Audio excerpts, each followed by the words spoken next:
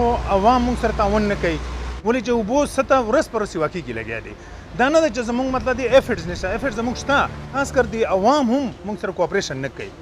انتظامیه ایڈمنسټریشن موږ سره تعاون پوره کوي لیکن عوام چونکې دوی کې صبر نشته زه د تاسو ډېر مننه کوم چې تاسو موږ د قیمتي ټایم را لطیف ګنډپور ADNH او دا سیکشن ما سره دی دغه نه والا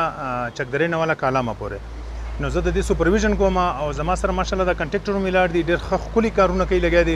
خو چونکې موږ ته دوه درې مسایل چې دي دا ډېر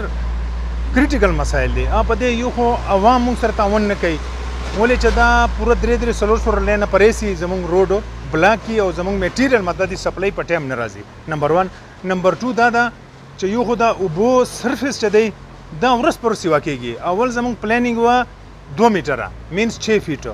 اوس چې بیا هغه مونږ تر 6 فوټ وکړو هغه نه بعد مطلب دی دا اوس بیا مونږ فلم شروع کا ولې چې اوبو سطح ورځ پر ورځ واقع کې لګیا دی دا نه ده چې زموږ مطلب دی ایفرټس نشته ایفرټ زموږ شته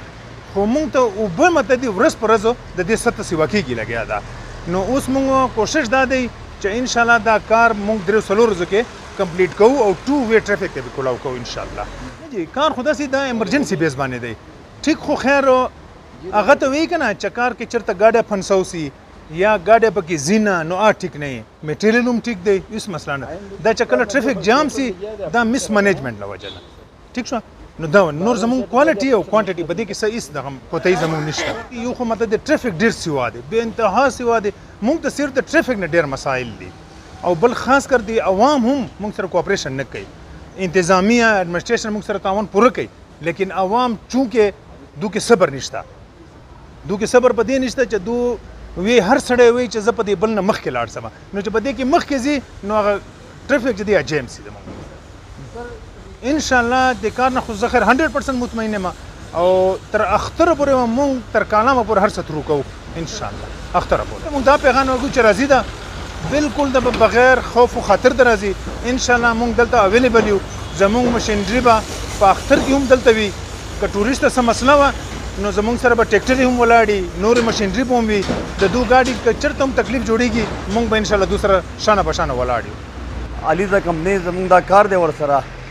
انشاءالله الله ته منظوري 3 ورځې ډیډلاین راکړی دی نو 3 ورځو کې به انشاءالله دا به کمپلیټ کوو نو دا یو ریچ خو کمپلیټ شوی دی دې مطلب صرف فینیشنګ پاتې دی او مخه ته کم یو ریچ چې دی نو هغه به انشاءالله پرون اسسټنټ کمشنر بحرین هغه راکوز شوی او 2 ورځې ډیډلاین یې راکړی چې جمعې ته به ماله دا مکمل کمپلیټ راکوئ نو انشاءالله جمعې ته به ډبل ټریک به زمونږ به کلیر وي دا مونږ ته مشکلات صرف ټریفیک د لاسه لږ ډېر دي خو پرون هغې کې ډېره زیاته بهتري راغلې ده لیویز ارکار راغلي دي نو هغو ټریفیک مکمل بند کړی دی نو د کم ټایم چې دی نو هغه ټایم کې ډېر ښکلی کار کېږي اوس لګیا دی دا دغه دی چې راشئ هر کله راشئ او انشاءالله 3 ورځو کې بعد به د بحرین د روډ نقشه به بدله به انشاءالله ډبل ټریک به پې